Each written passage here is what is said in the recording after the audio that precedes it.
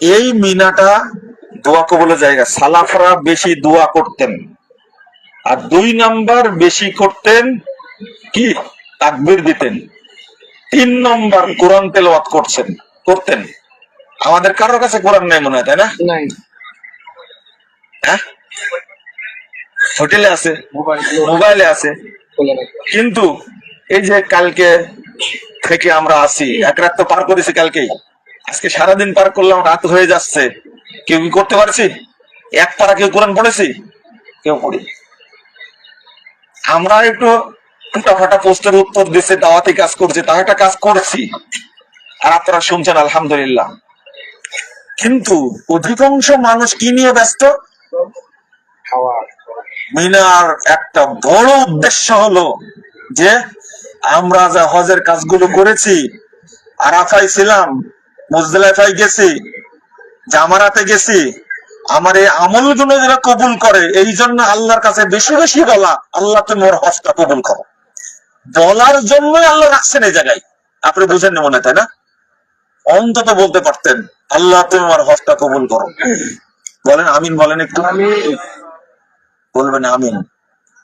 কিন্তু ইবলিস শয়তান বড় দুশ্মন, বুঝতে পারেন? ইবলিস শয়তান কি বড় দুশ্মন। শয়তান সব সময় চায় আমাদের ইবাদত গুলো কি করবে, নষ্ট করবে। শয়তানের 1 নম্বর টার্গেট।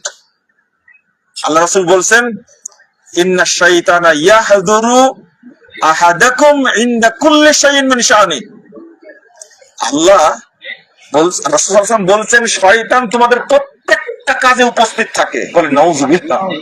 কি করে? আপনাকে সহযোগিতা করার জন্য। সহিহ মুসলিমের হাদিস 2033 নম্বর হাদিস, প্রত্যেকটা মুহূর্তে প্রত্যেকটা কাজে উপস্থিত থাকে আপনার আমলকে নষ্ট করার জন্য। ছোট্ট একটা উদাহরণ, আপনি পাথর মারবেন, তাই না? রাসূল সাল্লাল্লাহু আলাইহি ওয়াসাল্লাম বলছেন, ইন্নামা রামিউল জিমার মিসখারুল্লাহ। প্রত্যেকটা পাথর আপনি যখন মারবেন, এর ওসিলায় আপনাকে আল্লাহ বিশাল নেকির ভান্ডার দান করবে। তা আমি ফজিলতের সাথে শয়তানের কথা বললাম কেন? মারার সময় বলছে বিসমিল্লাহ আল্লাহু আকবার, তাই না? হাদিসে রাসূল সাল্লাল্লাহু আলাইহি ওয়াসাল্লাম শুধু বলেছেন বিসমিল্লাহ, আল্লাহু আকবার। কি বলেছেন? আল্লাহু আকবার। এখানে আমরা যোগ করে দিয়েছি কি, বিসমিল্লাহ। দেখছেন, এটা ইবলিসের কাজ। কথা বুঝেননি? তাহলে এটা আমরা কি করছি, যোগ করে দিলাম। ইবলিসের কাজই এটা, আমারটা কি করা, নষ্ট করা। আর আরেকটা হলো কি, শয়তানকে মেরেই ফেলবো। ওখানে শয়তান হাজির, তাই না? নাউযুবিল্লাহ। এটা চিন্তা করা যাবে না। তাহলে আল্লাহু আকবার কেন বলছি? পাথর মারার সময় রাসূল সাল্লাল্লাহু আলাইহি ওয়াসাল্লাম কেন বলেছেন? আমি এই পাথরটা মারার কারণে বিশাল নেকির ভান্ডার অর্জন করছি, এই জন্য আল্লাহকে মহান বলছে, আল্লাহু আকবার। কিন্তু এই জায়গায় বিসমিল্লাহ লাগাই দিছি। তাহলে কয়টা মারলাম পাথর আজকে? 7টা না 21টা? 21টা মারলাম। এবার চিন্তা করেন, 21টা যদি একদিনে নেকির ভান্ডার হয়, তাহলে কি হতে পারে?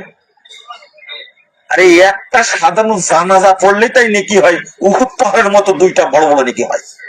তাহলে পাথর মারলে কত বড় নেকির ভান্ডার পাওয়া যাবে? তাহলে চিন্তা করেন। আমরা এটা বুঝি না, কিন্তু ইবলিস নষ্ট করে দিচ্ছে, তাই না? শুধু একটা উদাহরণ দিলাম, বাকি উদাহরণগুলো আপনারা বুঝে নেবেন।